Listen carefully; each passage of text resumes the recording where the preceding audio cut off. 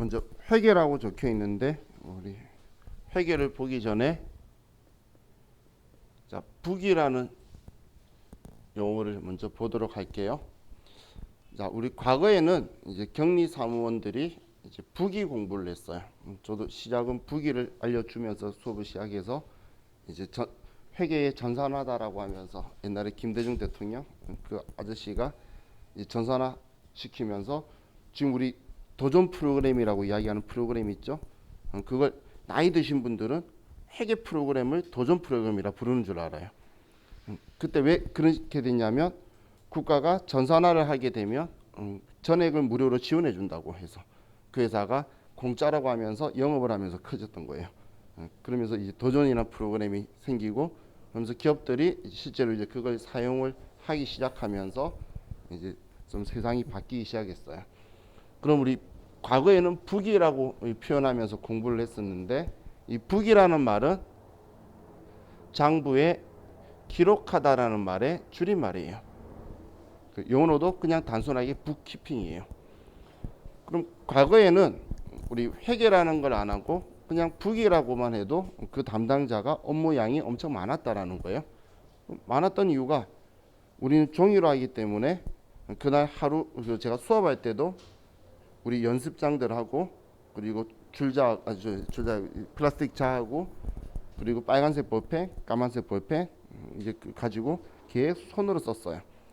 그럼 그날 있었던 물건 팔고 통장 돈 들어간 정리를 우리가 전부 다 하나의 장부만 써야 되는 게 아니라 물건 하나 팔았는데 뒤에 써야 되는 장부가 엄청 많은 거예요.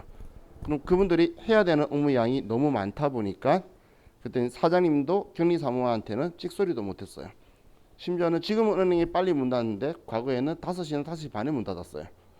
그럼 그때 문 닫을 때 싹 정리한 걸 가지고 와서 이제 마무리 정리를 다 하고 가야 되니까 집에 가면 막 7시 막 그랬었어요. 근데 지금은 7시면 당연히 퇴근해야 될 시간이죠. 맞죠? 근데 7시에도 일하시는 분 많죠, 요즘은.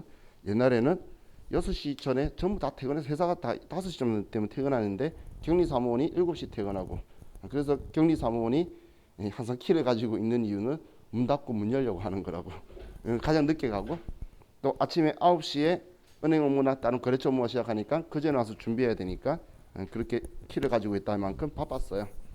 근데 우리 회계가 이제 전산화로 바뀌어가면서 회계 담당자가 과거에는 일이 많았는데 이제 전산화가 되면서 장부에 단순하게 기록 한 번만 하면 나머지 뒤쪽에 관련되는 장부들이 전부 다 한 번에 다 작성되는 거예요. 그러다 보니까 하루 종일 해야 될 일이 불과 30분이면 전부 다 끝나고 더 이상 할 일이 없는 거예요. 그럼 제일 마음이 심란한 게 사장님이었겠죠. 뭔가 과거에는 바빠서 찍소리도 못했는데 얘가 너무 한가하잖아요. 그래서 이제 더 많은 이제 요구를 하게 되는 거예요. 그러면서 이제 격리사무원에게 회계를 요구하게 된 거예요. 자, 그래서 우리 회계는 한자어로는 우리 모임 회자, 우리 종친의 동찬의 대자고 걔는 우리 계산하다 할 때 세마다 개자예요. 근데 의미적으로 회계라는 표현은 회계는 우리 기업의 이해관계자에게 유용한 정보를 제공하는 목적으로 하는 게 회계예요.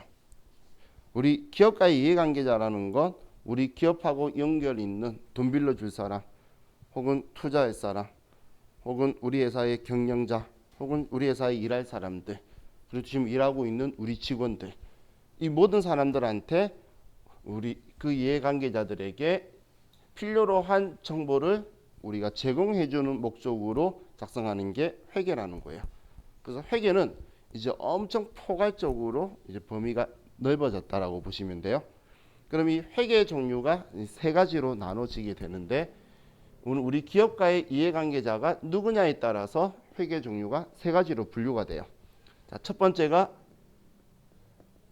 재무회계인데 이 재무회계는 우리 기업의 외부 이해관계자에게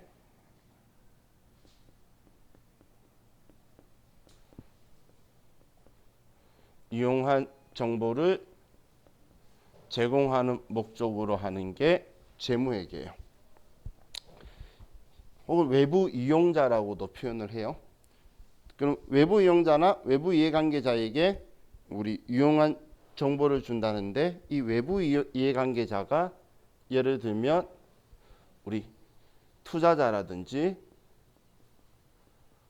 혹은 채권자라든지 이런 사람들이 우리 외부 이해관계자예요. 자, 예를 들어 보면, 자, 여러분들 은행 가서 대출 받아보신 적 있나요? 받아보신 분은 저처럼 슬픈 인생을 살고 계신 거고, 안 받아보신 분은 아름다운 인생을 살고 계신 거예요. 아직까지는. 자, 우리 은행에 내가 신용대출을 받으러 가요. 그러면 은행에서 저한테 일단 그 근로소득 원천인수 영수증이라든지 아니면 원천납부 증명서 같은 거 달라 그래요. 그 왜 달라고 하냐면 제가 얼마 버는지를 알아야 대출의 한도라든지 금리가 정해지겠죠. 또 제가 재산이 있으면 재산세 납부 증명서도 달라 그래요. 내 재산이 얼마인지에 따라서 우리가 대출해줄 금액이나 한도가 결정이 되겠죠. 자, 그런데 우리처럼 자연인이 아니고 법이 인격체라고 말하는 법인이 은행에 돈 빌리러 갔어요. 그러면 그 법인한테 돈을 빌려주려면 우리 자연인보다 더 깐깐하게 너 재산이 진짜 얼마이고 순수한 너 돈이, 그리고 너 지금까지 얼마씩 벌어왔으며 지금 상황이 어떤지까지 대한 정보를 알아야 빌려주게 되겠죠. 우리보다 더 깐깐할 거라는 거예요. 그럼 그 은행은 돈을 빌려줘서 나한테 돈 받을 수 있는 권리가 생기는 사람을 채권자라고 표현하는데, 그럼 그 은행한테 대출받기 위해서 우리가 뭔가 정보를 줘야 되겠죠. 그런 정보 제공하는 게 재무회계라는 거예요. 혹은 자, 우리 주식 하시는 분 있으신가요? 주식은 어떤 목적으로 하는 거죠? 투자는 투자죠.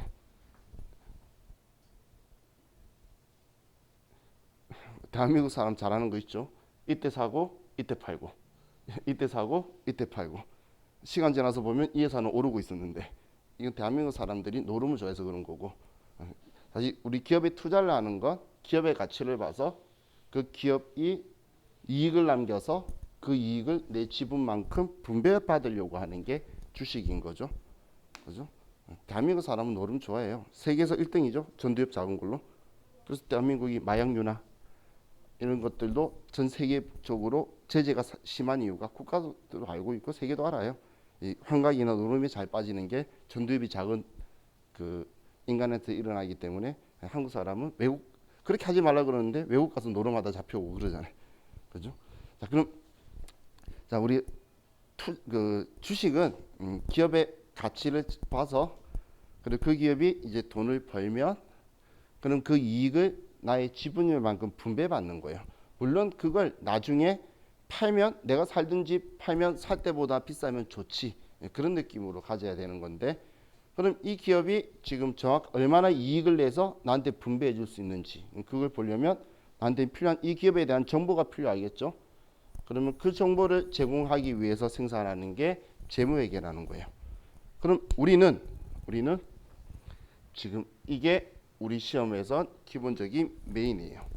외부 이해관계자에게 유용한 정보를 제공하기 위해서 하는 게 우리 수업의 이제 메인이에요. 자, 다음은 관리회계가 있는데, 우리 기업의 내부 이해관계자에게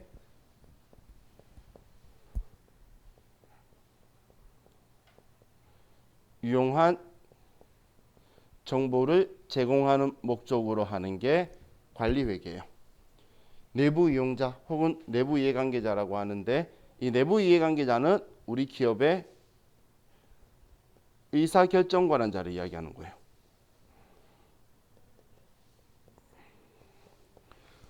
의사결정 권한자라는 건 우리가 그 임원이라든지 아니면 대표이사라든지, 그래서 이 사업을 하자 하지 말자라고 말하는 그런 의사결정 권한자들 있죠.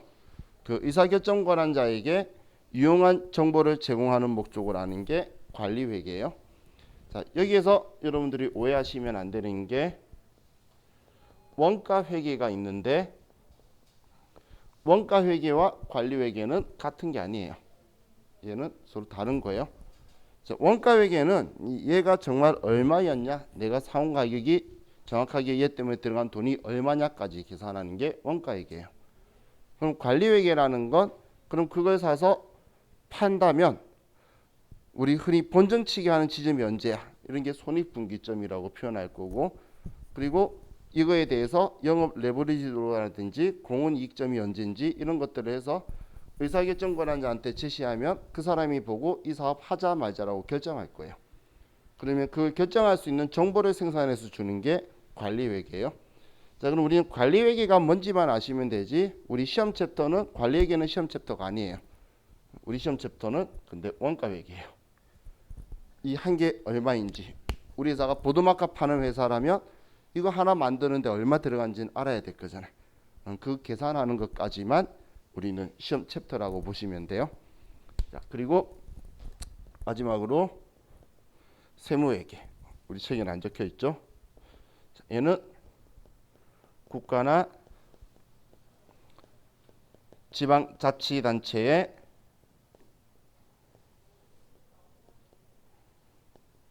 유용한 정보를 제공하는 목적으로 하는 게 세무회계예요. 세무회계. 자, 이 세무회계는 생긴 근본이, 자, 우리나라 세법에는 국세기본법이라는 게 있어요.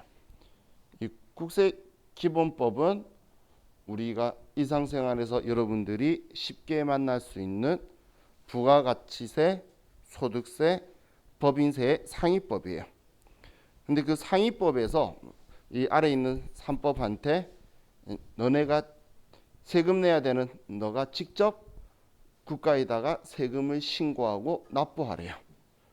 그럼 내가 세금 얼마 내야 되는지를 내가 계산해야 되는 거예요.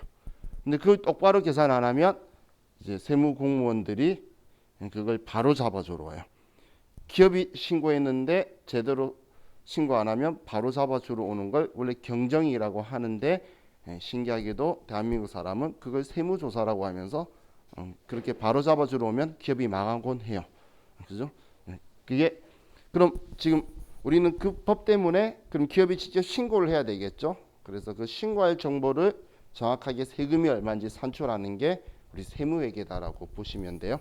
그럼 우리 지금 부가가치세 신고라든지, 지금 우리 수업 챕터는 이제 근로소득자한테 월급만 주는 건데, 우리 회사에는 고용관계가 아니게 와서 일하고 가는 사람도 있고 아르바이트도 있고 어쩌다 왔다 가는 사람들도 있고, 그런 사람들한테도 우리는 세금을 전부 다 우리 회사가 지급하는 사람한테 그 세금을 떼고 주고 대신 납부하라고 해요. 왜냐하면 받아간 사람이 세금 낼 거라는 믿음이 좀 부족해요. 대한민국은 조세 저항이 강한 국가라서. 조세 저항이 강한 국가라는 말은 세금 별로 안 내고 싶어 하는 사람들이 많기 때문에, 그래서 그 지급하는 사람한테 그 세금을 떼서 대신 납부하라는 게 우리 일상생활에 듣는 원천징수예요. 원천징수. 그래서 돈 줬으면 다음 달 10일까지 그 세금 너가 그 세금 빼고 주고 그 세금 너가 대신 내라고 하는 게 원천징수예요. 그럼 그런 형식으로 세금을 우리가 지금 다 정리를 할 수 있도록 하는 게 세무회계고, 근데 그 세금, 이 세 개의 세금 중에 법인한테 사실 제일 필요한 거는 법인세겠죠. 부가가치세는 사업자가 돈 부담하는 게 아니에요. 자기 돈 아니에요. 부가가치세 내는데 돈 없다고 하는 사람은 사기꾼이에요. 지 돈 아닌데 지 돈처럼 써놓고서 그 돈이 많다는 거니까, 부가가치세는 그 못 내는 사람은 사기꾼이니까 잡혀가야 되는 사람이고, 그리고 소득세도 자기 돈 아니죠. 소득세는 개인 소득세예요. 우리 회사 돈 벌어 가는 사람 거 세금 뗀 거예요. 그것도 자기 돈 아니에요. 그럼 자기 돈은 법인세겠죠. 법인이 내가 돈 번 거에 대해서 세금 내는 거예요. 법인세는 엄청 높아요. 여러분들이 들어간 회사는 웬만하면 20% 구간을 막고 있어요. 그럼 지방소득세는 그냥 귀속적으로 따라 붙는 거고. 그럼 20%면 작은 돈이 아니죠. 그래서 초반에 공부 조금만 하신 분들은 막 부가가치세 막 이야기하는데, 부가가치세는 내 돈도 아니고 10%밖에 안 돼요. 기업 사장님이 항상 관심 있는 건 법인세예요. 내가 돈 썼는데 썼다고 입증을 못 받으면 내가 돈 번 걸로 되겠죠. 그럼 벌지도 않았는데 번 걸로 되고 그거 20% 내래. 사장님은 환장한 짓이에요. 그렇기 때문에 그걸 정확하게 관리 정리를 해서 진짜 내가 얼마 벌었다라고 정리해서 얘네들한테 우리 국세 세무서에 내면 국세 어디 구청에 내면 지방세 이걸 이제 신고하는 게 세무회계예요. 그래서 미래적으로 이제 격리 사무원 쪽으로 가신다면 자기도 모르게 나는 세무회계를 하고 있구나라는 걸 느끼시게 될 거예요. 자, 그럼 이제 우리가 지금 하는 종류가 이건데 이걸 제가 설명드린 이유는 시험에서 간간히 한 번씩 물어봐요.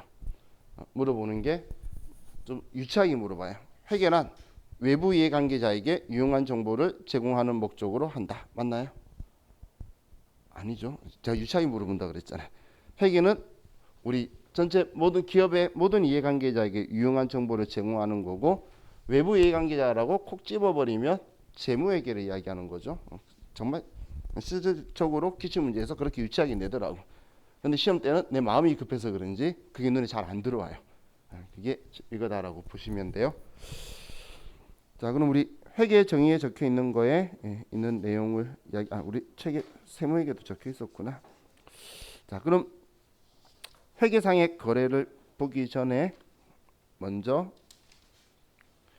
34페이지로 가서 이제 저하고는 조금 긴 시간 동안 한 이번 주하고 다음 주 동안 계속 재무회계를 좀 볼 거예요. 그냥 우리 시작이 장부에 일단 쓸 줄 알아야 돼요. 뭐 세금이든 세금하고 상관이 없든 우리 회사 돈이 나가고 들어오고 한 거를 장부에 쓸 수 있어야 될 거잖아요. 그래서 이제 우리 재무회계 원리에 맞춰서 장부에 기록할 거라서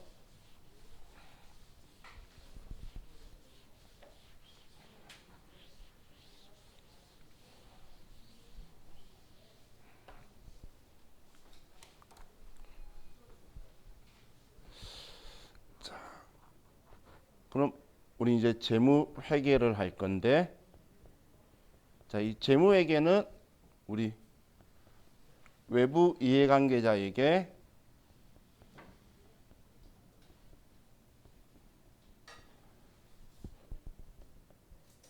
유용한 정보를 제공하는 목적으로 하는 게 재무회계라 그랬죠. 그럼 이 유용한 정보를 제공할 건데 이 유용한 정보를 제공하는 수단이 재무제표라는 거예요. 재무제표. 외부 이용자한테 어떻게 유용한 정보 줄 거냐. 은행한테 내 돈이 얼마 있고 얼마 번다. 투자자한테 우리 회사는 이만큼 수익을 낸다라는 걸 어떻게 정보를 제공해 줄 거냐라는데 그 수단이 재무제표라고 보시면 돼요. 자, 그럼 이 재무제표라는 걸 우리가 만들기 위해서는 먼저 우리 재무제표 작성과 표시의 일반 원칙이라고 34페이지에 적혀 있죠. 자, 그럼 첫 번째는 우리가 작성을 할 때 계속 기업의 가정이라는 게 있어요. 계속 기업의 가정이라는 건 앞으로도 우리 회사가 계속 사업을 영위할 거라는 전제하에서 얘를 작성하고 있다라는 거예요. 근데 만약에 올해까지만 사업하고 그만둘 회사 있죠? 그 회사를 뭐라고 말하냐면 청산기업이라 그래요. 그럼 청산기업이라 그러면 지금 저와 같이 공부하고 있는 이 회계 기준으로는 작성하면 안 돼요. 올해까지만 사업할 거면. 왜냐면 우리는 올해 물건 팔았는데 올해 12월 말에 팔았는데 1월 달에 돈 받을 것도 우리는 매출이라고 할 건데 청산 올해까지만 사업할 회사는 그렇게 하면 안 되죠. 그 회사는 기부예요, 그냥. 그렇기 때문에 우리는 지금 공부하는 건 내년도 그렇고 계속 사업할 거라는 전제 조건이에요. 또 재무제표 작성과 공정한 표시라고 적혀 있는데 자, 지금 여러분들이 회사에서 예를 들어 재무제표를 작성을 했어요. 근데 거기서 실수가 있었어. 그래서 외부 이용자가 그 정보를 보고 투자를 하거나 돈 빌려줬다가 손해를 입게 됐어요. 그럼 그걸 여러분한테 책임을 물 수 있을까요? 아니죠. 그냥 우스갯소리로 우리는 그만두면 끝이에요. 그래서 그만두면 끝이에요. 자, 우리는 경영자의 대표이사라고 말하는 그 CEO라고 적는 그 사람의 책임하에 작성을 한 거예요. 그럼 책임은 그 사람들이 지는 거예요. 그래서 우리 상법에서 그 사람들을 무한 책임 사원이라 그래요. 그럼 우리는 그 사람들 책임하에 작성한 거니까 우리 회계 담당자한테 책임이 있는 게 아니죠. 근데 시험에서 우리 재무제표 작성의 책임은 회계 담당자에게 있다 혹은 담당자에게 있다 그러면 틀린 지문이에요. 이건 우리 경영자 혹은 우리 최고 경영자에게 있다라고 보시면 돼요. 자, 그리고 뭐 공정한 표시는 뭐 전부 다 우리 회계 기준에 따라서 뭐 전부 다 표시를 해야 된다라는 거고, 세 번째 재무제표 항목의 구분과 통합 표시라는 건 자, 외부 이용자가 이제 이 정보를 봤을 때 자, 이 정보에 대한 내용을 직관적으로 정확하게 빠르게 알 수 있도록 유사한 것끼리는 우리가 통합을 해서 그래서 구분해서 볼 수 있도록, 그리고 디테일한 거는 세심히 들여다보면 볼 수 있도록 이렇게 정리해 둘 거라는 거예요. 또 비교 재무제표의 작성이라는 게 있는데, 자, 올해 우리 회사가 10억을 벌었어요. 그럼 돈 많이 번 건가요? 올해 사업 잘했나요? 그건 알 수 없는 거죠. 근데 예를 들어서 전년도에 우리 회사가 1억을 벌었는데 올해 10억을 벌었어요. 그럼 올해 잘한 거겠죠. 근데 전년도에 100억을 벌었어요. 근데 올해 10억 벌었으면 올해 우리 회사는 잘 못한 거죠. 그럼 우리는 지금 올해 10억 벌었다만 알려줘서는 외부 이용자한테 유용한 정보를 줄 수 없기 때문에 우리는 최소 2개년도 이상의 재무제표를 같이 보여줘야 외부 이용자가 비교를 하면서 이제 비교 가능성이 높아지게 될 거예요. 그래서 우리는 이 두 개 비교 재무제표 작성이라는 건 외부 이용자한테 줄 때 최소 2개년도 이상을 같이 작성을 해서 보여줄 거예요. 자, 그리고 재무제표 항목 표시와 분류의 계속성은 비교 재무제표 작성하고 연결이 되는 건데, 두 개를 비교할 수 있도록 같이 이렇게 보여주는 제시해 줬는데 전년도하고 올해하고 분류나 구분을 다르게 하고 있는 거예요. 그럼 외부 이용자가 봤을 때 얘 둘이 비교가 힘들겠죠. 왜냐하면 우리가 이제 표현해 줄 때 이렇게 표현해 줄 거예요. 정말 우리 회사가 물건 팔아서 돈 번 거, 근데 물건만 팔아서 번 돈, 물건 팔기 위해서 들어간 부대 비용 빼서 진짜 남는 돈, 또 딴짓거리에서 돈 번 거, 이렇게 구분을 해서 보여줄 건데 이 구분을 자기 마음대로 바꿔서 두 개가 비교가 안 되도록 줘버리면 비교 가능성이 낮아지게 되겠죠. 그래서 우리는 재무제표 항목의 표시와 분류의 계속성, 계속적으로 같이 맞춰줘야 된다는 이야기예요. 자, 지금 이런 기준으로 우리가 재무제표라는 걸 이제 작성을 할 건데, 자, 우리는 재무제표의 성격을 지금 보려고 하는 거지 우리가 재무제표를 직접 작성할 건 아니에요. 자, 우리